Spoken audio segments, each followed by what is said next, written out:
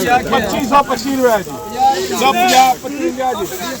तेरी पटिया रो तेरी बुढ़ा यार 75 भाई 80 भाई 2600 पूरा भाई 2600 रुपया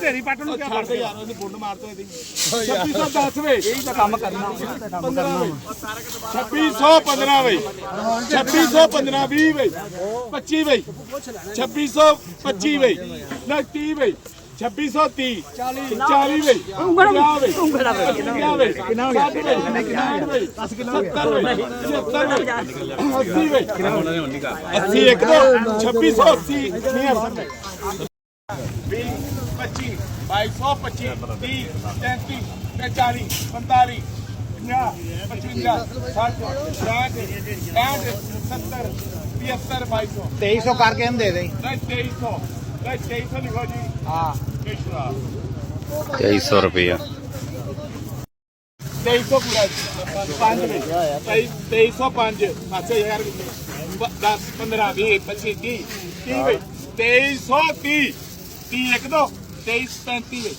40 में 40 45 50 55 60 60 एक दो 2360 65 में 70 में 70 में 75 में 80 में 80 में 50 मजा 14 है ना 24 ऐसा 5 25 30 50 55 75 2500 25 में ਹੁਣ ਤੋਂ 25 में नहीं हसन ये बात है जी।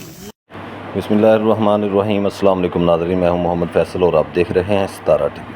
टिकटॉक और फेसबुक पर भी आप हमें फॉलो कर सकते हैं सितारा टीवी के नाम से। तो आज डेट है 8 जुलाई 2025। जैसा कि आप नाज़रीन ने गला मंडी उकाड़ा से मकई की लाइव बोली सुनी है, तो गला मंडी उकाड़ा के अंदर आज तकरीबन 35,000 बोरी थी मकई की और रेट्स आपने लाइव सुना है।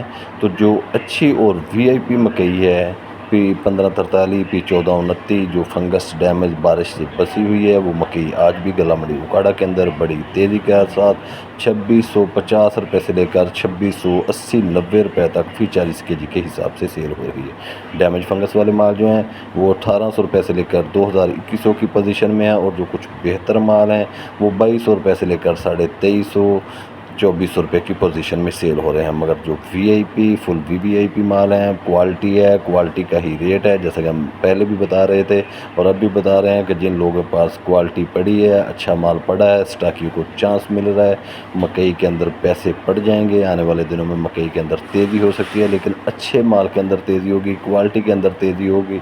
जो VIP माल लोगों ने रखे हुए हैं, क्वालिटी की मांग होगी, क्योंकि बारिशों की वजह से काफ़ी ज़्यादा माल जो हैं वो ख़राब हो चुके हैं।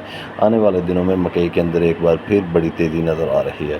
तो आज गला मंडी उकाड़ा के अंदर मकई 2680-90 रुपये तक टॉप रही।